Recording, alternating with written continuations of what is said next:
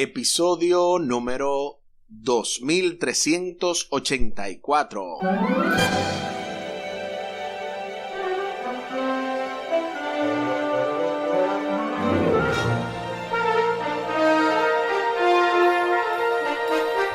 Saludos y bendiciones. Esto es Estudio Sistemático de la Biblia. Por la gracia de Dios estamos alcanzando este miércoles 18 de enero. Diezmar sobre el ingreso bruto o neto. En el marco de esta tercera lección, la lección El contrato del diezmo, con el texto a memorizar de Malaquías capítulo 3 y el versículo 10, Malaquías 3:10. Traigan todo el diezmo a la tesorería, y haya alimento en mi casa, y pruébenme en esto, dice el Señor Todopoderoso, a ver si no abro las ventanas del cielo y vacío sobre ustedes bendición hasta que sobreabunde. Malaquías capítulo 3 y el versículo 10. Durante esta semana hemos estado en diferentes temas, todo lo relacionado al diezmo principalmente. Una fue la parte introductoria y también lo que equivalía para el domingo. El diezmo equivale a un décimo. También el lunes estuvimos viendo dónde está la tesorería. Ayer martes, el propósito del diezmo, y también para el día de hoy tenemos el tema diezmar sobre el ingreso bruto o neto. También estamos promoviendo una vez más que usted pueda sintonizarnos a través de Radio Oasis de Esperanza, no solamente este programa, sino cualquier otra programación de la cartelera de programas que tenemos 24 horas los 7 días de la semana, y también que entren al canal de YouTube de Omar Medina, donde va a encontrar no solamente contenido de este ministerio Audios de Bendición, sino también otros contenidos como poemas, frases, lo de Un Minuto Basta, entre otras cosas que nuestro hermano Omar ha suplido en ese canal. En este momento vamos a pedirle al Señor que nos dirija en oración. Buen Dios y eterno Padre, gracias te damos por el estudio de tu palabra. Bendícenos, dirígenos, que seas tú, oh Dios, el que nos enseñes y que sin ningún tipo de prejuicio podamos dejar que seas tú el que nos hables. Favores que te pedimos y te agradecemos junto con el perdón de nuestros pecados en el nombre de Jesús. Amén. Amén.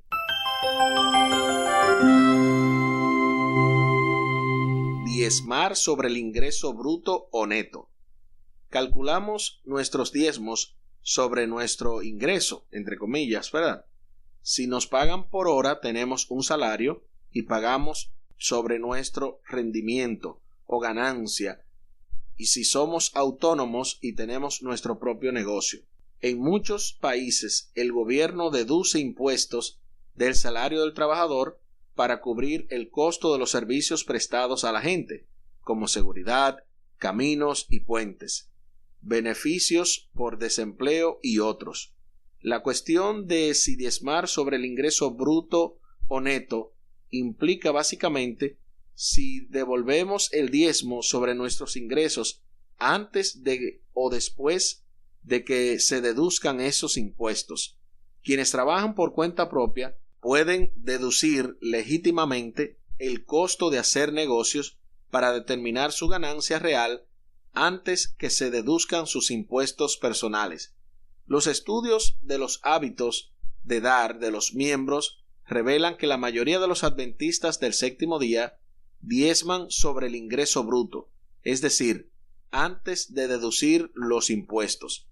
Se nos invita a leer el primer libro de Reyes, el capítulo 17, los versículos del 9 al 16. Primero de Reyes 17, 9 al 16. ¿Cuál era la situación de la viuda antes de que Elías acudiera a ella? ¿Qué le pidió el profeta que hiciera primero, antes de ocuparse de sí misma y de su hijo? ¿Qué podemos aprender de ese relato acerca de la pregunta en cuestión? Vamos entonces al libro Primero de Reyes, capítulo 17, los versículos del 9 al 16. Levántate, vete a Sarepta de Sidón, y mora allí. He aquí yo he dado orden allí a una mujer viuda que te sustente. Entonces él se levantó y se fue a Sarepta, Y cuando llegó a la puerta de la ciudad, he aquí una mujer viuda que estaba allí recogiendo leña. Y él la llamó y le dijo: te ruego que me traigas un poco de agua en un vaso para que beba. Y yendo ella para traérsela, él la volvió a llamar y le dijo: te ruego que me traigas también un bocado de pan en tu mano. Y ella respondió: vive Jehová tu Dios, que no tengo pan cocido, solamente un puñado de harina tengo en la tinaja, y un poco de aceite en una vasija. Y ahora recogía 2 leños para entrar y prepararlo para mí y para mi hijo, para que lo comamos y nos dejemos morir. Elías le dijo: no tengas temor, ve, haz como has dicho, pero hazme a mí primero de ello una pequeña torta cocida debajo de la ceniza y tráemela, y después harás para ti y para tu hijo, porque Jehová, Dios de Israel, ha dicho así: la harina de la tinaja no escaseará, ni el aceite de la vasija disminuirá, hasta el día en que Jehová haga llover sobre la faz de la tierra.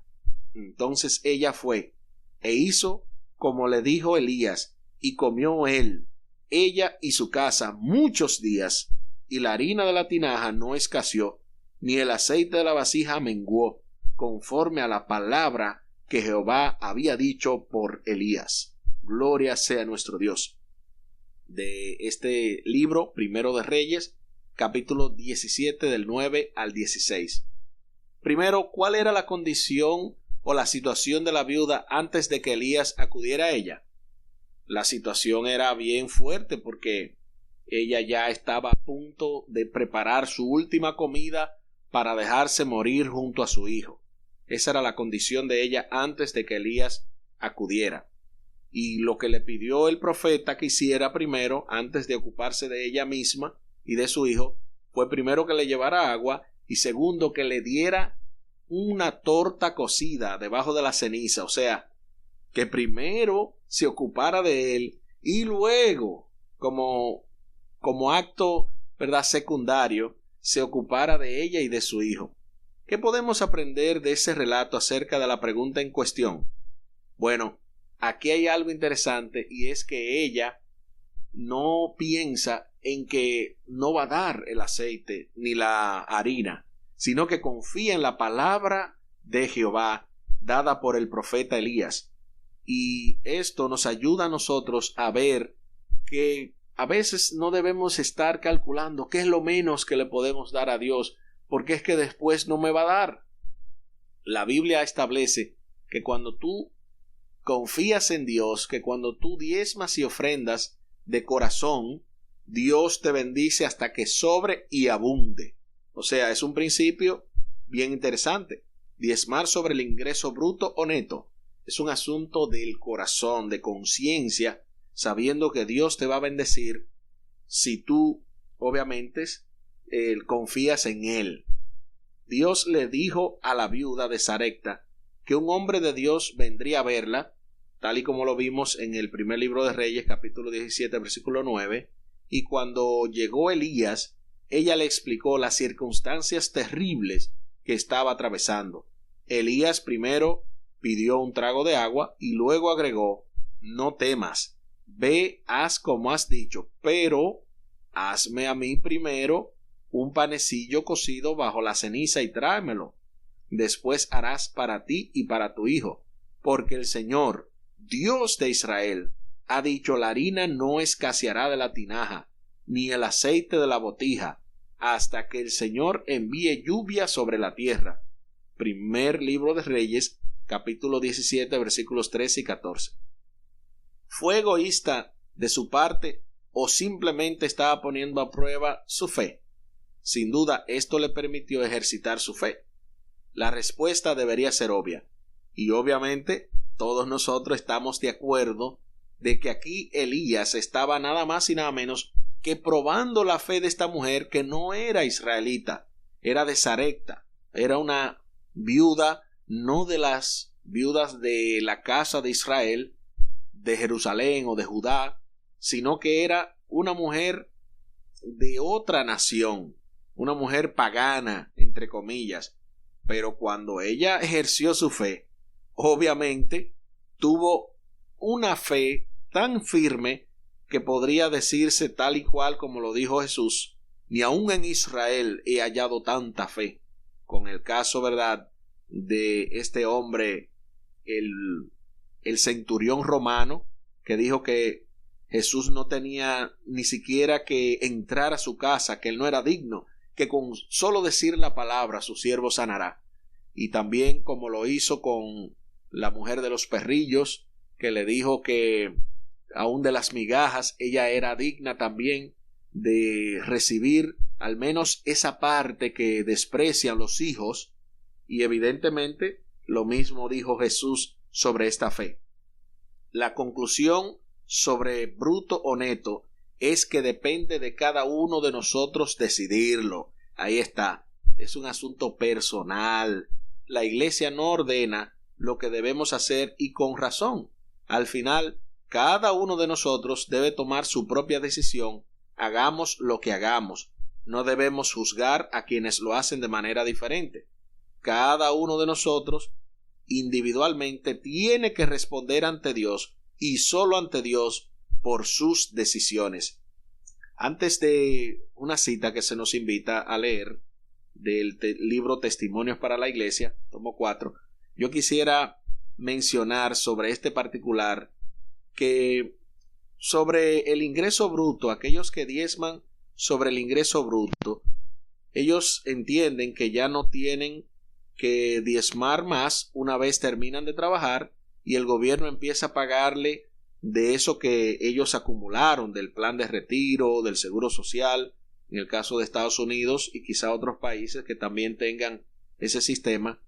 Pero en todo caso, la realidad es que si tú eliges ese sistema, pues entonces tú en algún momento tendrás que calcular qué tanto le diste al fisco, le diste al gobierno, y qué tanto tú obviamente has recibido. Pero si en el caso tú decides, no, yo lo voy a hacer del neto, pero lo voy a hacer permanentemente porque es de lo que yo reciba, pues un poquito más fácil de calcular. No me gusta que nadie se influencie por una forma de hacerlo, pues cada quien lo puede hacer como guste, como Dios haya puesto en su corazón. Pero es interesante que una cosa implica a la otra. Si decides hacerlo del neto, es permanentemente y para siempre. Si decides hacerlo del bruto, pues probablemente tú puedas decir cuando ya no produzca más ingresos, sino que recibas del gobierno, que tú lo vas a hacer de la parte que has recibido. Esa cita, como les mencioné, la cita final se encuentra en el libro Testimonio para la Iglesia, el libro El Testimonio para la Iglesia, el tomo 4, se nos menciona que es en la página 460, pero como la página cambia, ustedes lo pueden encontrar dentro del número 29, el testimonio número 29 de Testimonio para la Iglesia, el tomo 4, específicamente debajo del subtema El carácter sagrado de los votos. Dice esta cita lo siguiente: cada uno ha de ser su propio asesor y se le deja dar según se propone en su corazón. Del libro Testimonio para la Iglesia, el tomo 4, dentro del número 29, bajo el subtema El carácter sagrado de los votos. Se hace la pregunta final: ¿cómo le explicas a alguien que nunca devolvió el diezmo las bendiciones que provienen de esta práctica? ¿Cuáles son esas bendiciones y cómo fortalece tu fe el devolver el diezmo? Bueno, una gente que nunca haya escuchado hablar del diezmo, usted lo primero que tiene que hacerle es enseñarle cómo inició esta lección, iniciando diciendo que Dios es el creador, que es el dueño de todo, que el diezmo es una práctica que viene con la humanidad, como Abraham lo participó, participó de este beneficio, como también el mismo Jacob, pues hizo voto al Señor, y todo eso, hablándole de las bendiciones que provienen de esta práctica, no solamente hablándole de esos requisitos, sino también de las bendiciones que se derivan de poder serle fiel a Dios en eso que Él nos ha pedido. ¿Y cuáles son esas bendiciones? Bueno, esas bendiciones pueden ser la salud. Si tú tienes dinero pero no tienes salud, ¿cómo lo disfrutas? Dios no solamente te bendice económicamente, sino físicamente, emocionalmente, espiritualmente, y también el hecho de que estas bendiciones lleguen a ti debe fortalecer tu fe. ¿Por qué? Porque sociedad con Dios solamente es ganancia. Cuando tú haces una sociedad con el mundo, a veces el mundo te falla, alguien te traiciona, pero cuando haces sociedad con Dios, cuando tú realmente dependes de Dios en todos los casos, Dios nunca te defrauda, porque Él es fiel y para siempre cumple sus propósitos. Aquí el tiempo se acabó.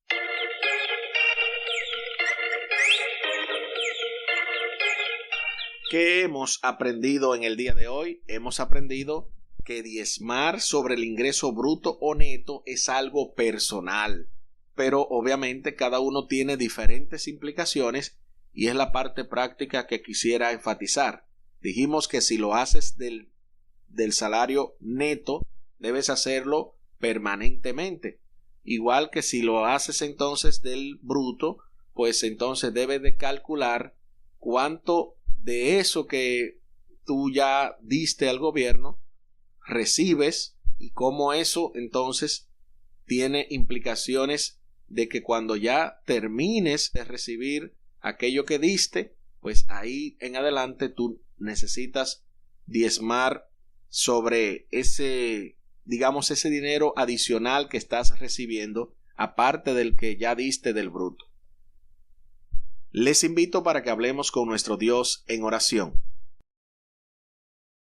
Buen Dios y eterno Padre, gracias te damos por la oportunidad de entender estos temas a la luz de lo que dice tu santa palabra. Bendícenos, dirígenos, ayúdanos, oh Dios, para ser buenos mayordomos, no solamente devolviéndote la parte que te corresponde, sino también administrando con sabiduría aquella parte que nos resta. Y no solamente en el dinero que seamos fieles a ti, sino también con nuestro tiempo, con nuestro cuerpo que es templo del Espíritu Santo, con los talentos que tú nos has dado, con incluso, Dios, la tierra que nos has puesto a administrar, que en esas 5 áreas de la mayordomía podamos ser de bendición para otros y que tú nos ayudes a hacer un testimonio vivo de lo que tú haces en cada uno de nosotros. Favores que te pedimos y te agradecemos por los méritos sagrados de Cristo Jesús. Amén. Amén.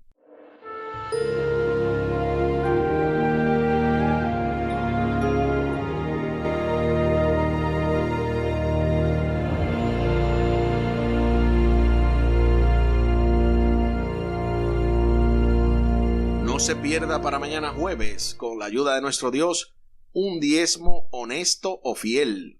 En el marco de esta lección, el contrato del diezmo, la lección número 3 de este primer trimestre del año 2023. Con el texto a memorizar de esta lección número 3, Malaquías capítulo 3 y el versículo 10. Malaquías 3:10. Traigan todo el diezmo a la tesorería, y hay alimento en mi casa. Y pruébenme en esto, dice el Señor Todopoderoso, a ver si no abro las ventanas del cielo y vacío sobre ustedes bendición hasta que sobreabunde.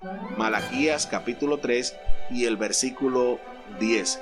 La vía de contacto a través del WhatsApp con Radio Oasis de Esperanza es el 203-302-0397, 203-302-0397, y la vía de contacto también a través del WhatsApp con el Ministerio Audios de Bendición, específicamente con Omar Medina, es el 484-838-8989. 484-838-8989 es la vía de contacto a través de WhatsApp con el Ministerio Audios de Bendición con Omar Medina.